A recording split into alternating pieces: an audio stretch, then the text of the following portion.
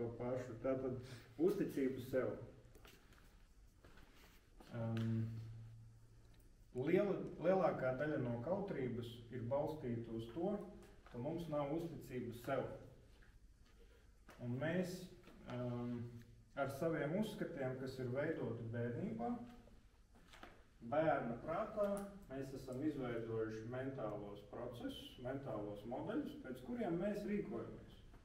Jo bērna prātā mums secinājumi darbojās kā bērnam, un tad, kad mēs augām,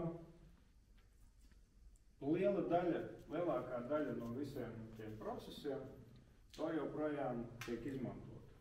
Piemēram, tas, ka mēs kustinām savu ķermeni, mums nav jādomā par to. Mēs dodam vispārinātus uzdevumus, teiksim, paņemt kaut ko. Man nav jādomā, kā katru muskulīti kustināt, lai es kaut ko paņemtu vai kaut ko brauktu ar mašīnu vai vienalga. Ja?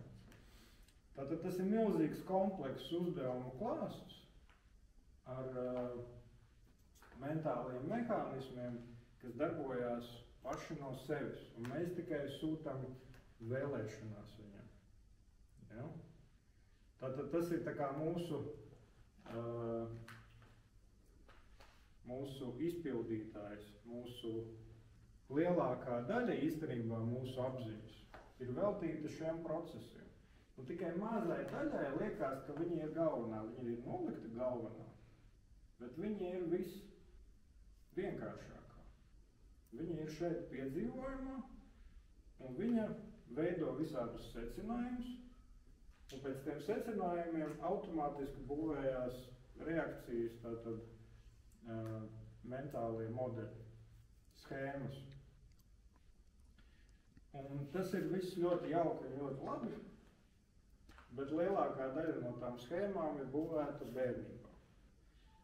Un viņa bija būvēta bērna prātā, un attiecīgi viņa nav ideāla, un mums bieži vien ir kaut kāda erori, kaut kādas kļūmes, kuras mums ir jāmācās kā pieaugušam pārprogrammēt. Bet ir viena tāda problēma, ka tie mentālie modeļi, viņi dzīvo tā kā paši savu dzīvi, un viņi aizsargā savu eksistenci. Ja? Tātad viņi aizsargājās, un pilnīgi neapzināti tu darīsi lietas, kuras aizstāvēs viņu eksistenci. Ja? Tātad viņiem ir kaut kādi pašiem savu dzīvību. Un bieži vien tās personības šķautnes ir pilnīgi atšķirīgas no tā, kā tu esi pieredzis sevi redzēt. Un ir pat līdz tādām situācijām, kad cilvēkam izveidojās atsevišķa personība, kas neatcerās, ko otra personība ir darījusi. Ja? Tātad tas jau ir aiziet jau tālāk. Un tas ir cilvēkiem ar mentālām problēmām. Bet viņas pamatā balstās uz to pašu. Ja? Un ja tu ienāc kaut kādā vidē, tev veidojās apakšpersonība, jo sākumā tu tā kā bērns skaties apkārt uz visu, un tu gribi iebraukt kas notiek šeit, un tev veidojās kaut kāda apakšpersonība, kas darbojās šajā vidē. Un tas ir vajadzīgs process, viņš ir ļoti svarīgs. Un tad ir tā, kas ir veidojusies tā kā bērnībā. Ja? Un ar to mēs strādāsim. Un tad jautājums ir tāds, kā iemācīties uzticēties sev, ja es ik pa brīdim pieļauju kaut kādas kļūdas. Ja? Un uzticēšanās sev ir ļoti svarīgs aspekts, jo ja mēs neiemācāmies uzticēties sev kaut kādā procesā, tad mēs iejaucamies visu laiku mentālajā modelī, kas varbūt sāka strādāt, viņš sāka griezties, bet apziņa uzreiz uzbruk un viņu izvēr. Ja tas ir kaut kāds jauns process, it īpaši. Ja? Un tāpēc es iepriekšējo reizi stāstīju par to attīstības ratu. Ja? Un viņš balstās uz to, ka mēs sākumā uzdodam sev pareizos jautājumus, tad mēs skatāmies, kādi instrumenti mums ir jāizstrādā vai jāiemācās, lai veidotu to savu zemapziņas procesu jauno. Tad mēs būvējam to mentālo modeli viņā iekšā. Un tad mēs viņu ļaujam situācijā viņam izpausties. Un tikai pēc tam, kad mēs esam ļāvuši viņam izpausties, pēc tam mēs novērtējam sekas, atkal uzdodam pareizos jautājumus, attīstam savus instrumentus, un tādā veidā mēs ejam uz priekšu. Mums tas rats turpina malties, un mēs turpinam attīstīt sevi. Pie kam katrā situācijā tas var būt kaut kas cits. Ja? Tātad par to ratu mēs runāsim citā nodarbībā, bet paturpināsim par to, kā mēs redzam sevi. Ja? Mums ir kaut kāds iespējas par sevi, kas ir pilnīgi ilūzija. Mūsu patiesā forma ir bezforma. Ja? Tātad mēs varam iekļauties jebkurā ideoloģijā, jebkurā idejā, vienkārši jautājums, vai mēs to ļaujam vai neļaujam sev darīt. Ja? Un, protams, ka tur kritiskais prāts ir ļoti svarīgs, lai mēs neaizietu kaut kādā tur kultā vai kaut kādā stulbām idejām nenoticētu, ja, kuras bieži vien acīm redzam grauj cilvēkus, bet pat cik tas ir veidojies pietiekami agri un tur ir pietiekami liela emocionālā bagāža, tad cilvēki aizstāv viņu ļoti emocionāli, un mums cilvēkiem ir tāda svarīga arī īpašība, ka mēs sākumā impulsīvi izdarām kaut kādus emocionālus lēmumus, un pēc tam mēs racionalizējam un attaisnojam, kāpēc mēs tā darījām. Ja? Un tas ir tāpēc, ka cilvēkam nav izveidota sapratne par to, kā formēt savu mentālos modeļus, ja? Sevi tā kā no iekšas. Nu tā. Tātad paštēls. Un paštēlā ir ļoti svarīgi iemācīties pieņemt sevi un uzticēties sev. Jā, tas nav vairs, es neesmu vainīgs par to, ka es kaut kā ne tā izdarīju, bet man ir bijis kaut kāds modelis, vai kaut kāda uzvedība, kura man ir jāpieregulē. Un mēs citā nodarbībā runāsim par to, kā emocionālo regulēšanu mēs varam taisīt veselu paneli ar visādām īpašībām, kuras mēs varam ķūnēt un spēlēties, kā es tagad reaģēju situāciju, kā es, tur ļoti daudz, ko mēs varam saukt iekšā. Un tad pa kritiku. Ja mēs esam iemācījušies kritizēt sevi, ko mums ir iemācījuši bieži vien vecāki, kas tajā brīdī bija ļoti svarīgi, jo mēs bijām vienkārši pa visurienu, mēs lauzām vecākiem mēbeles tur un Ja mums nebūtu iemācīts tas, ka mums ir sevi jāiemācās tā kā ierobežot, tad mēs vienkārši darītu ļoti trakas lietas droši. Bet tas ierobežotājs, viņš ir izaudzis par monstru bieži vien, un viņš ir jāiemācās nomierināt. Jo tad, kad tu kritizē sevi, to pašu procesu attiecina uz citiem. Tu arī kritizē citus.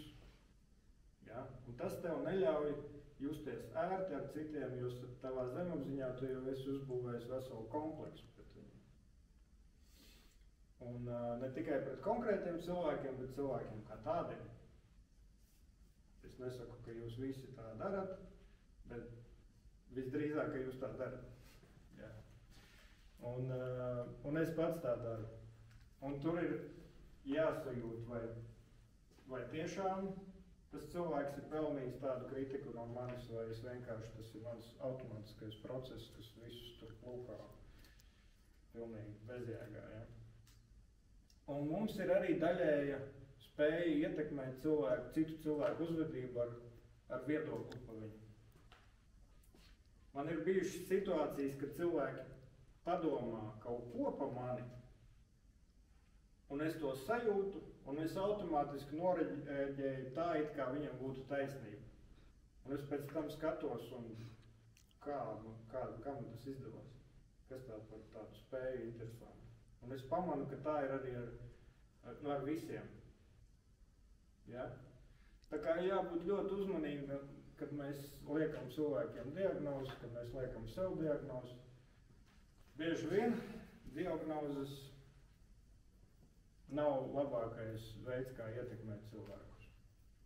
Tas ir tikai dod atļauju viņam uzvesties kā tādam vai šitādam, tā vietā, lai risinātu kaut kādu konkrēto situāciju vai konkrēto uzvedības modeli, kurus mēs mācīsimies formēt paši pēc savas izvēles un pieaugušu cilvēku acīm.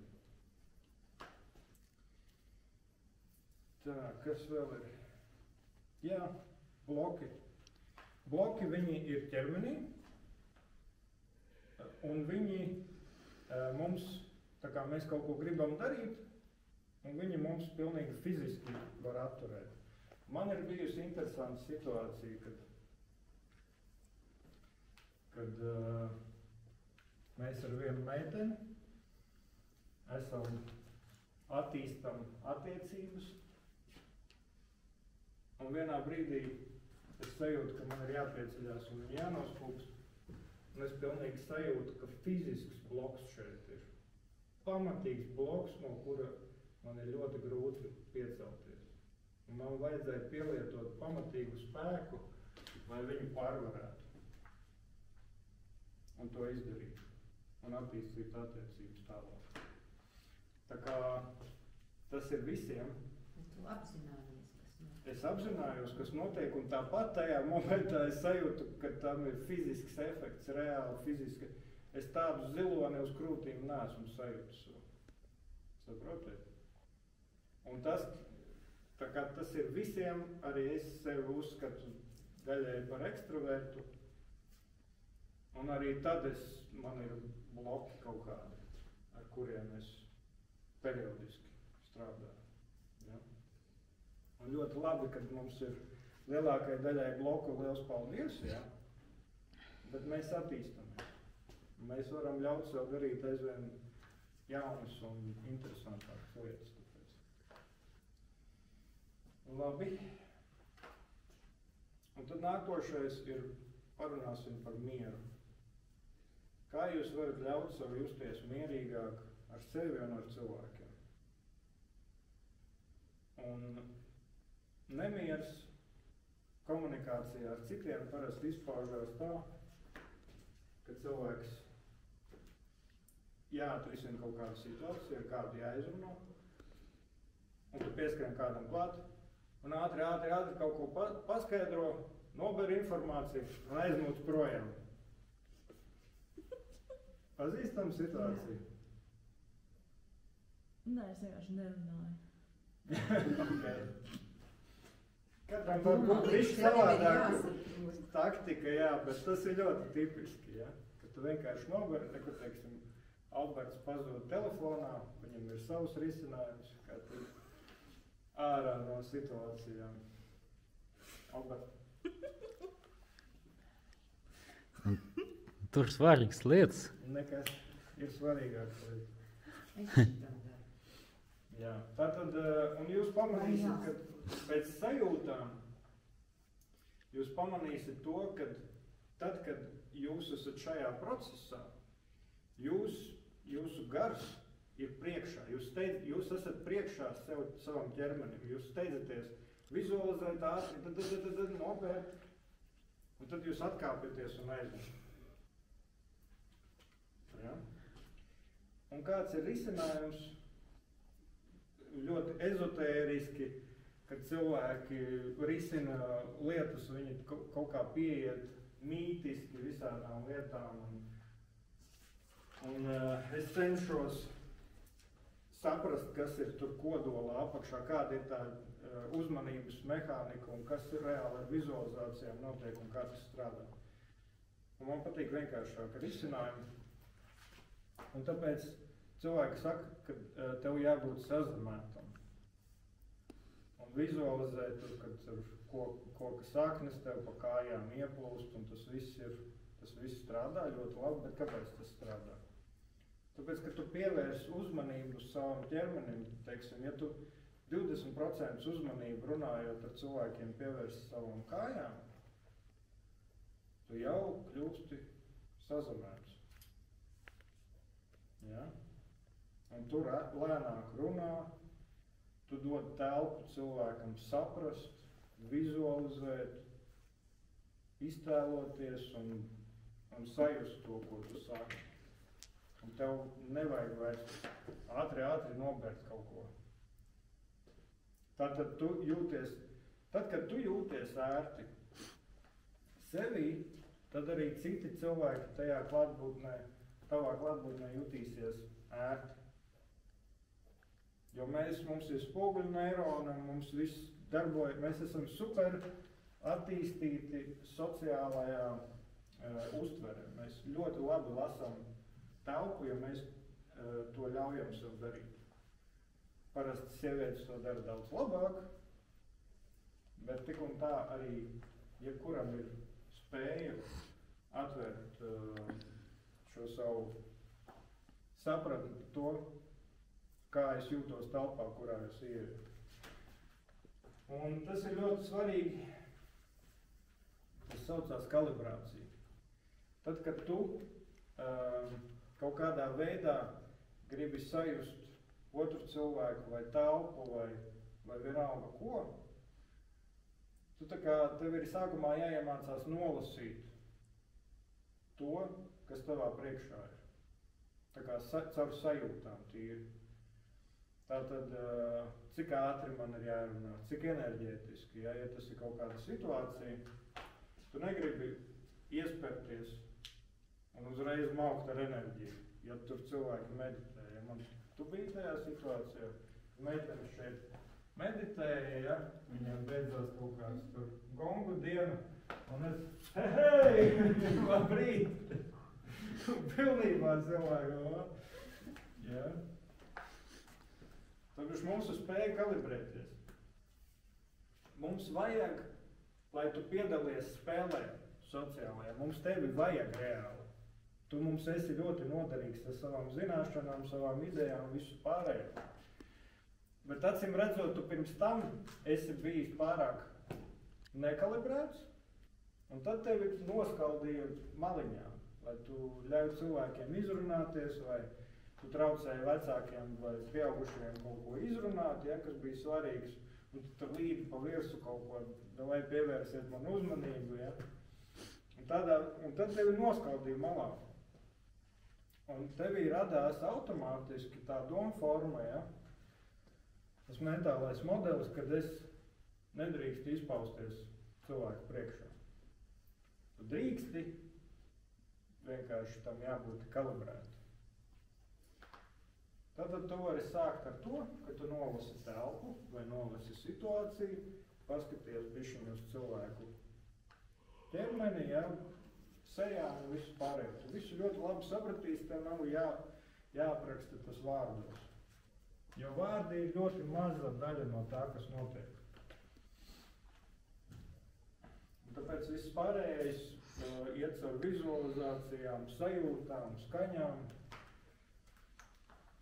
Un tas ir jāsaprot gan daļas, kā no tā visa strādā, gan arī tad tu varēsi buķetus savus veidot un piedalīties jau interesantāk dzīvē.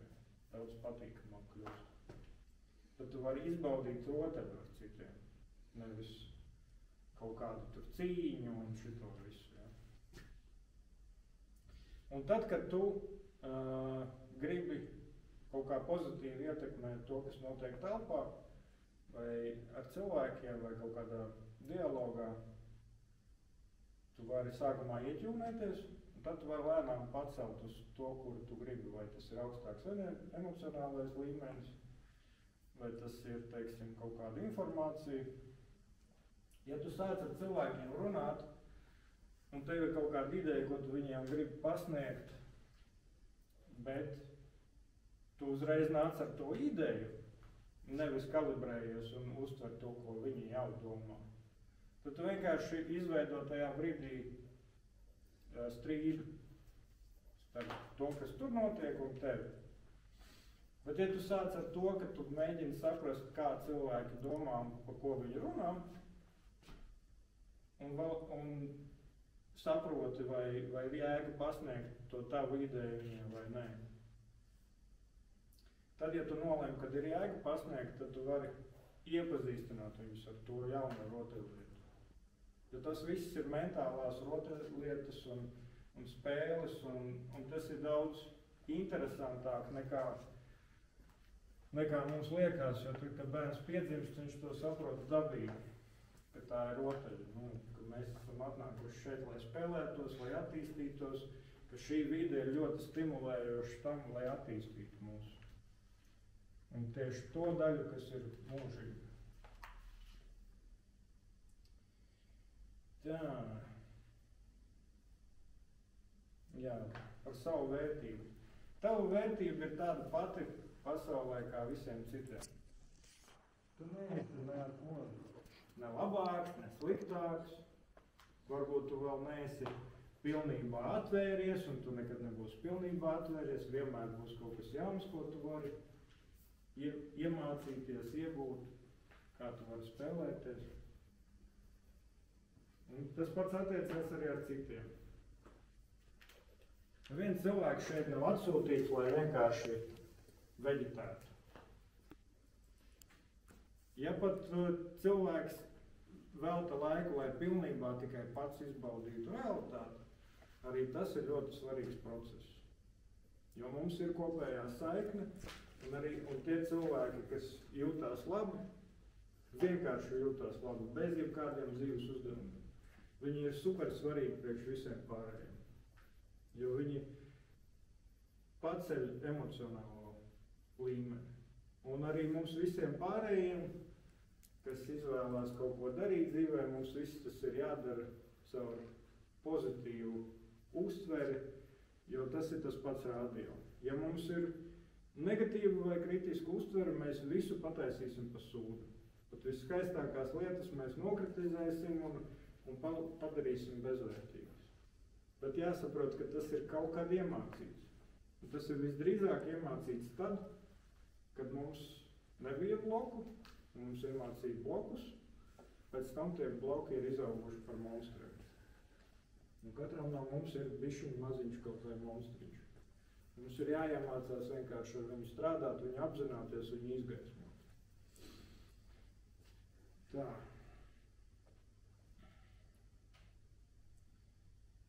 Tas ir. Jā, ķermenis.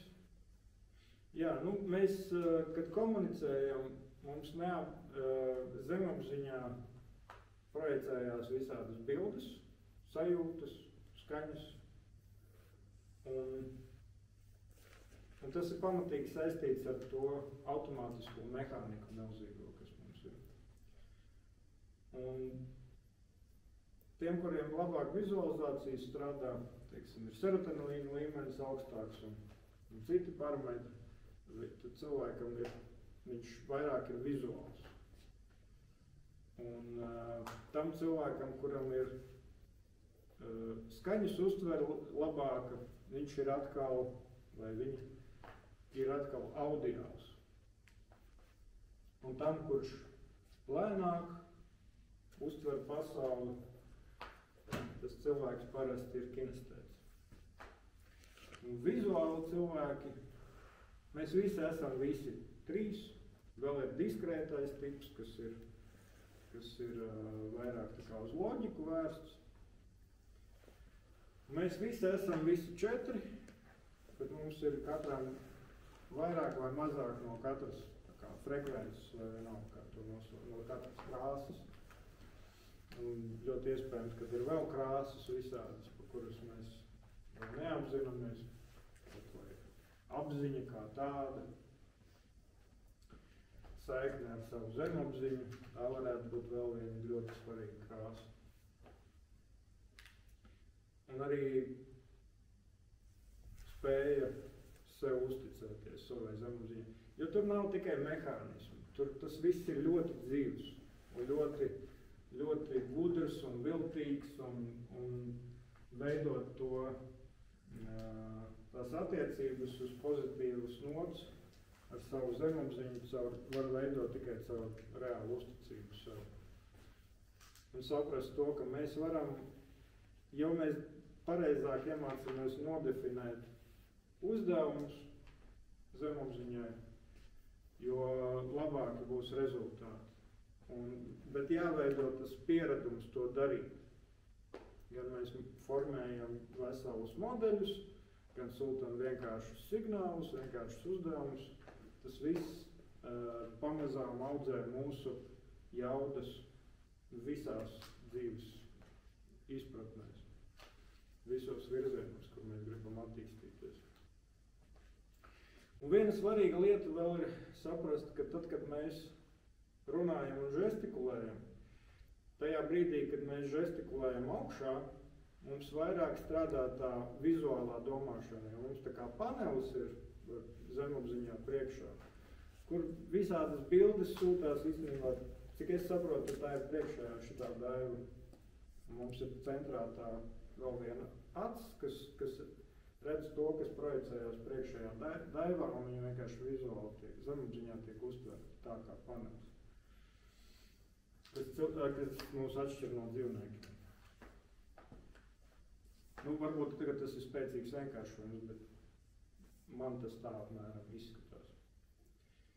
Un tie, kas tātad vizuāli domā, viņi ļoti ātri mēģina aprakstīt to, ko viņi tur redz, zemapziņā, un spēlējās ar tām bildēm, un citi arī tā kā neapzināti lasa tās bildes, un tad, ja cilvēks pārāk haotiski to dara, tad viņiem vienkārši viņš nevar izturēt.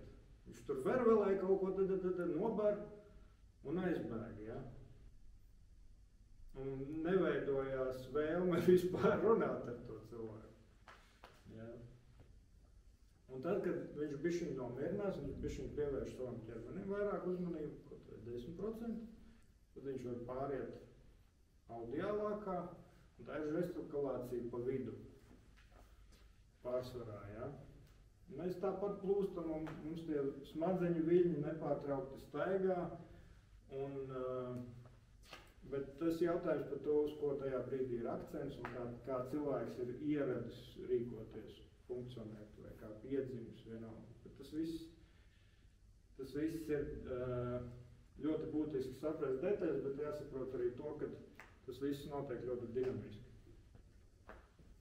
Tātad audiāļiem vairāk ir vidējā žestikulācija pamanāma, ja? Un tie, kas ir kinestēti, tie, kas ir sajūti cilvēki, viņi runās lēnāk, viņi tā kā pievērsīs vairāk uzmanību savam ķermenim, viņi vairāk izlaidīs tās sajūtas cauri visam ķermenim, lai dabūtu kaut kādu atbildi. Viņi labāk sajūt pasauli ar emocijām, kā viņi jūtās, cik ērts ir krēsls, cik silta ir telpa, un viņam būs tādas lietas svarīgākas. Audiāls varēs tur ar idejām vairāk kaut kādām spēlēties, un vizuāls tur pievērsīs visādiem. Viņam labāk redzes strādās, varbūt pat un vēl visādas, nevis varbūt, arī principā, vai arī vizualizācijas. Kinestēti arī žestikulē? Minimāli. Un ja viņi nežestikulē, tad viņi ir galīgi ķermenīgi parasti. Vai arī viņi stīvi, viņi ir iemācīti nekustēties un šitā zaudāt. Kā būtu, ja es monotonā balsī visu laiku ar jums runātu zaudātiņā, cik jūs ilgi varētu izturēt? Jo tur ir arī nākošais aspekts ir melodija. Skaļums. Cik skaļi jūs runājat. Nevis rīklē skaļi, ka jūs sažmiedzās rīklē, ja, un jūs spiežat to skaņu, bet vairāk vēderā, ka jūs elpošanai pievēršat elpojot uzmanību vēderā, ka jūs iemācāties dziļāk elpot un attiecīgi runāt. Jo, ja jūs nepiepildat sevi ar skābekli, tad, kad jūs mēģināt caur vēderu runāt, jums pietrūkst skābekļa un jūs var rubīt ārā. Un ķermenis to ļoti ātri sajūt, un jūs, protams, nedējat līdz tam līmenim, bet jūs atkal atgriežaties augšā, elpojat, plecus cilājot, ja. Nu, tas viss ir saistīts liels mehānisms, tāpēc mēs mācīsimies ievibrēt savu ķermeni, elpot caur vēderu, ja, kas ir meitenēm bišķiņ vairāk jāiesprings, lai to iemācītos, jo parasti ir pleci cilājās, ka meitenes elpo, bet arī džekiem. Nu, tas atkarīgs no stresa arī. Ja. Nu tā, kas mums vēl ir? Jā, runāšanas ātrums arī ir svarīgs, jo tad, kad es žestikulēju augstāk, es arī ātrāk mēģinu runāt, ja, un tas viss automātiski kalibrējās. Un tad, kad es zemāk žestikulēju, es atkal lēnāk runāju. Ja. Tā, elpošana principā ir ļoti svarīga lieta kopumā, kas attiecās uz pilnīgi visu. Jo mēs dzīvojam šajā ķermenī, un viņam tā nu gadījies, ka vajag skābekli, lai izdzīvot. Un ja mēs gribam kaut ko nozīmīgu, jaudīgu darīt, tad mums ir jāiemācās elpot pareizi un piepildīt savu smadzeņu un visu pārējo ķermeni ar skābekli. Un es, diemžēl, neesmu padziļināti vēl mācījies to, bet es ceru, ka mēs varēsim to darīt tālāk. Jā. Ja es iemācīšos no kāda, kas nodarbojas pamatīgi ar elpošanas jogu, tad es noteikti jums arī kaut kādus trikus mācīšu. Labi. Tā. Kas mums te notiek? Nu labi, tad mēs varam pamazām pāriet uz fizisko daļu.